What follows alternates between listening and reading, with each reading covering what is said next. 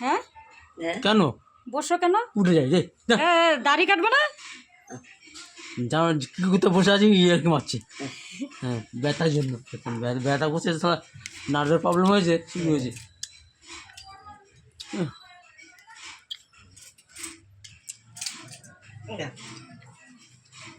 না বসে উঠাও মাথাটা, দাও এটা আমাকে।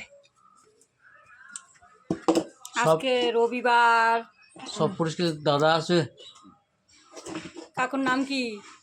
নিতাই শীল, কার্তিক সেলুন। অনেকক্ষণ ধৈর্য ধরে 1 ঘন্টা থেকে দাঁড়াইয়ে আছে, আর আমার বর রেডি হচ্ছে না দাড়ি কাটার জন্য। কি রাগ, দাড়ি কাটবেই না।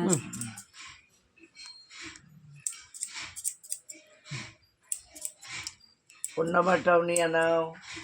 ফোন নাম্বার 74 কেউ যদি দাড়ি কাটান তাহলে ডাকবেন। নাম্বারটা বলো কাকু। 74 হুম 78 হুম 76 হুম 72 হুম 40।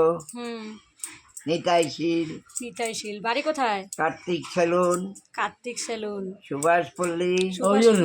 টুলগুলিদের বাড়ির বাড়ি সামনে, হলো পূর্ব শান্তিনগর ঢুলিপট্টি। আচ্ছা আচ্ছা। অমরের বাড়ির সামনে। না না, এটা উঠে ভিডিও করতেছে। অনেকের বাড়িতে এরকম অসুস্থ পেশেন্ট আছে, যাদের দরকার হবে এই কাকুকে ডেকে নেবেন। নাম্বার দেওয়া হলো। সবাইকে যাই, সবার বাড়ি যাই, ডাকলে কেউ না করি। আমার বাড়িতে তো কতক্ষণ ধরে আসো, 1 ঘন্টা। কি করা যাবে, এত ধৈর্য ধরে যে কেউ কাইটে দিয়ে যাবে দাড়ি? উদ্ধার করতে লাগে।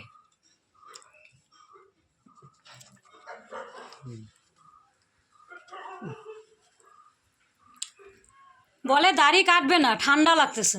আজকে রবিবার, রবিবার ছাড়া, হ্যাঁ রবিবার ছাড়া আমি দাড়িটা কাটাবো কি করে? আমি কি সবসময় বাড়িতে থাকি? তুমি না থাকলে তো হবে না, তাহলে ওই জন্য আমি দৌড়ে আসলাম তো দোকান থেকে, যে না তো বাড়িতে ভাস্তি থাকবে, যাই।